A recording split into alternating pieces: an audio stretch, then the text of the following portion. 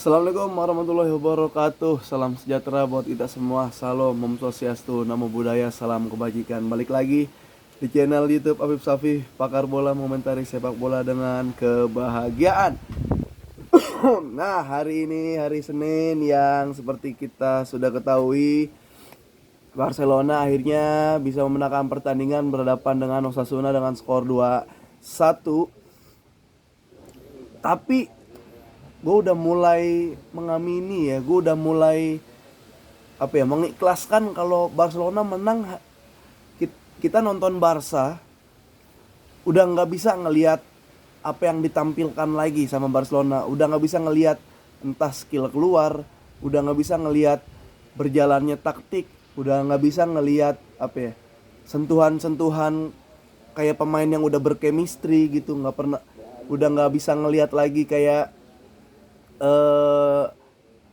ya orang-orang yang udah main bareng gitu, udah nggak bisa ngeliat itu, udah nggak bisa ngeliat tiki taka, kita udah nggak bisa ngeliat itu. Gue udah mengamini karena menangnya pun 2 gol, 1 dari corner. Walaupun gue senang akhirnya ada pemain Barcelona yang punya kepala, 1 lagi dari penalti. Nggak ada gol yang melalui proses, ya nggak ada gol yang melalui proses. Sekarang kita bahas Barcelona. Pasti jika ketemu tim lawan di La Liga itu mereka main selalu low block.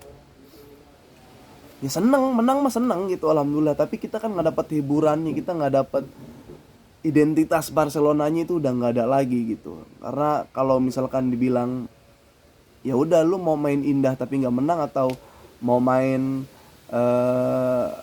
pragmatis tapi dapat poin gitu, ya gue mah tetap selagi mainnya bagus, gue happy aja gitu. Bukan milih mau menang atau kalah, lagi mainnya bagus, enak ditonton, gue happy aja. Tapi semua tidak bisa dilakukan oleh Xavi Hernandez. Kita mulai dari pembelian pertama. Pembelian ini cukup oke ya, berapa ya, sekitar belasan pemain bisa kejual, ada yang kelon juga. Tapi datang Felix dan Cancelo ini harusnya memberi nafas yang segar, memberi warna yang baru buat Barcelona. Cuma dalam match tadi ya belum bisa. Gue ngelihat ketika di presentasi pertama, Joao Felix dia nangis karena Barcelona adalah klub impian sejak kecil, kata Joao Felix. Tapi kata alam semesta, tapi sayang saat kamu ke Barcelona pelatih kamu adalah Xavi Hernandez. Gimana coba? Yang gue takut adalah Xavi ini nggak bisa memanfaatkan squad gitu. Karena tahun lalu pun ya, jika Barcelona menang gelar itu murni ketolong squad. Sama Madridnya juga lagi inkonsisten. Ini bahaya menurut gua. Karena nah di belakang udah ada Konde, Araujo bisa sembuh, Christensen main tenang. Di tengah lu numpuk Romeo, Gundogan, De Jong itu bisa tukar-tukar posisi. Ada Gavi, Pedri juga. Ya kiri kanan sekarang ada Felix, depan Lewa, Cancelo bisa maju bantuin Yamal. Tapi nikmat mana lagi ntar yang Xavi dustakan gitu. Jadi kalaupun ngelihat dari permainan beberapa pertandingan, kayaknya kalau Barcelona memenangkan gelar itu murni ketolong squad sama tim rival lagi inkonsisten. Sekarang kita bahas pertandingan ya. Ya seperti biasa belakang. Ini dia kadang 4-2-3-1, kadang 4-3-3. Pokoknya De Jong yang mundur ke belakang jadi double sama Auriol, Gundogan yang maju. Gavi ditaruh di flank kiri sebenarnya, yang ditugaskan ketika lagi attack dia inverted ke tengah, jadi second striker, jadi penyerang. Pokoknya Balde yang maju.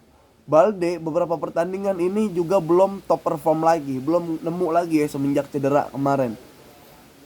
Sebelah kanan ada El Capitano Sergi Roberto yang kontrol bola aja nggak bisa, yang passing bola aja masih salah, masih sering gampang banget dilewatin, cepet capek. Itu penyakit Xavi yang nggak bisa dihilangin kayaknya.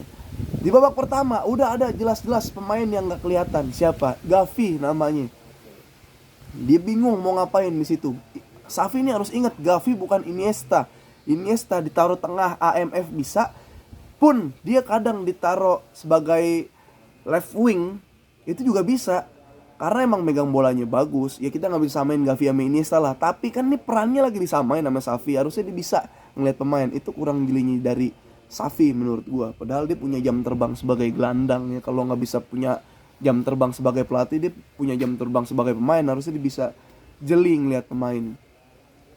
Nah, di lini depan Yamal gue nggak bakal bisa nilai Yamal kalau di belakangnya masih Sergio Roberto. Ya, lu lihat sendiri, Yamal hilang bola. Ketika Barcelona hilang bola dari sebelah kanan, yang ngambil Yamal. Roberto-nya turun ke belakang pelan-pelan. Roberto lewat, Yamal lagi yang ngambil. Roberto emang sampai, seperti gue bilang, Roberto sampai mati pun mayatnya masih jadi starting line up sama Xavi Hernandez. Ya Yamal karena dia punya dua lapisan yang harus dihadapin, agak susah juga ruangnya. Karena apa? Ya selain Yamal megang bola sendiri nggak ada yang bantu, ya ini nggak kreatif. Sergio Roberto udah nggak punya jiwa overlap ke depan, lewat dari belakang, dami-dami, itu udah jarang dilihat. Jadi Yamal mau capping, Yamal mau passing, dia nggak ada opsi. Mau nggak mau udah dua musuh yang di depan, minimal ada dua orang. Ya balik lagi ke belakang, sesekali gocek bisa, sesekali umpan. Gavi, gue udah tahu tugasnya Gavi. Taruh left wing, ketika dia nyerang counter, Balde maju ke depan, dianya ke tengah Gavi. Tapi nggak kelihatan tetap, bukan apa ya? Gue mau bilang belum cukup umur atau bukan belum punya pengalaman, tapi ya emang masih muda gitu. Tapi dia tetap kelihatan kayak orang kebingungan. Bahkan Gavi di babak pertama atau babak kedua, gue lupa, itu kupingnya berdarah, masih dimainin.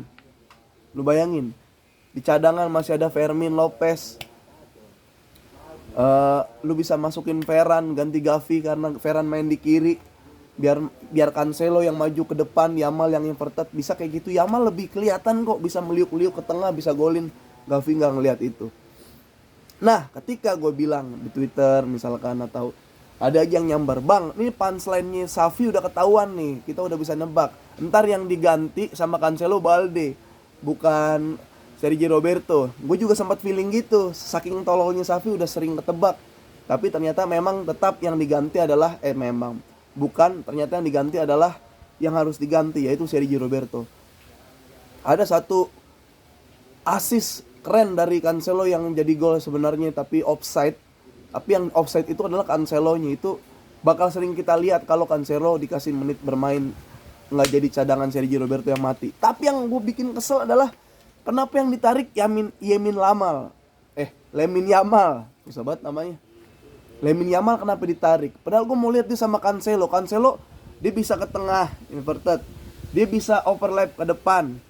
Naik turun kayak serikaan juga, fisiknya masih kuat, umur masih 29, nggak kayak Sergio Roberto. Jadi kalau Yamal punya tandem kayak gitu, pasti dia lebih banyak opsi, lebih banyak variasi. Tapi yang diganti malah si Yamal, diganti Ferran. Nggak kelihatan kan Ferran, walaupun beberapa kali jadi super sub, tapi semalam ya nggak kelihatan Ferran.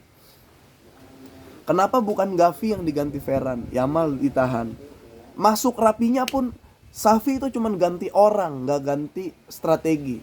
Ganti-ganti strategi terakhir mungkin ketika Romeo diganti siapa ya? Pokoknya Romeo diganti, masuk ganti rapinya apa ya?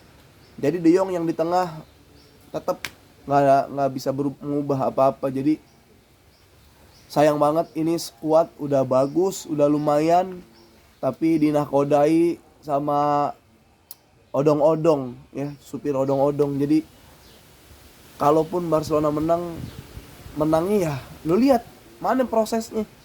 Penalti satu, kedua corner, nggak ada gol-gol proses karena yaitu dia jarak pemain masih terlalu jauh dari ke belakang. Dan Joao Felix masuk juga bisa main nih, cuma jangan-jangan emang salah strateginya gitu. Kalau mau dari awal, besok Joao Felix dari awal, Gavi udahlah jangan dipaksa, kupingnya udah berdarah gitu, Xavi nggak diganti-ganti, itu Gavi sampai palanya copot baru diganti kali, gue bingung. Lewa juga ada beberapa kali peluang Lewa yang mungkin yang harusnya gol, tapi ya kaget juga. Cuma gue nggak mau terlalu belain Lewa, dia nggak ada yang passing, gimana sih? Gue bahkan curiga Barcelona beli Pele nih, lagi di masa prime, main di Barcelona era Xavi sekarang, dia nggak dapat umpan, susah golin juga. Enggak. Jadi gue masih menantikan ya 4-3-3 tetap Aurel Romeo, De Jong, Pedri. Sebelah sini tiga depan ada si Joao Felix, Lewandowski, Lamine Yamal. Di sini langsung Cancelo, sini Balde. Ya, ketika nyerang Cancelo sama Balde naik ke depan, Romeo tarik ke belakang. Si Konde sama Chris agak misah, tetap dapat 3 back. Atau main sekalian 3-5-2. Ya udah 3 back. Aurel tetap di tengah, dia bisa nanti jadi libero, macam-macam Jerman, Beckenbauer gitu. Atau De Jong di situ, Konde dan Christensen, Cancelo maju 2. Biarin Cancelo jadi wing, dia jago kok. Sempat dikasih nomor 7 kan sebenarnya nggak masuk akal tuh. Jadi gue masih sangat menyayangkan Barcelona belum bisa memberikan hiburan menurut gue. Cuma menang, ya klub yang bisa menang mah banyak gitu. Gue pun seri tapi main bagus, gue lebih seneng main bagus. Ada yang dikasih tahu ke penonton gitu.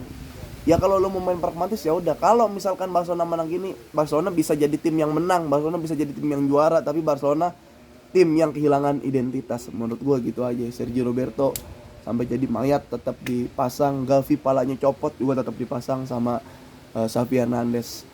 Kita lihat nanti ke depannya seperti apa dengan skuad yang udah cukup bagus. Harusnya Xavi bisa memanfaatkan seperti apa dengan Madrid yang ada Bellinghamnya sekarang. Oke, gitu aja dulu. Bentar lagi mau jatuh. Gue lagi liburan, semangat semuanya. Sampai ketemu lagi di Pakar Bola, Komentar Sepak Bola dengan kebahagiaan.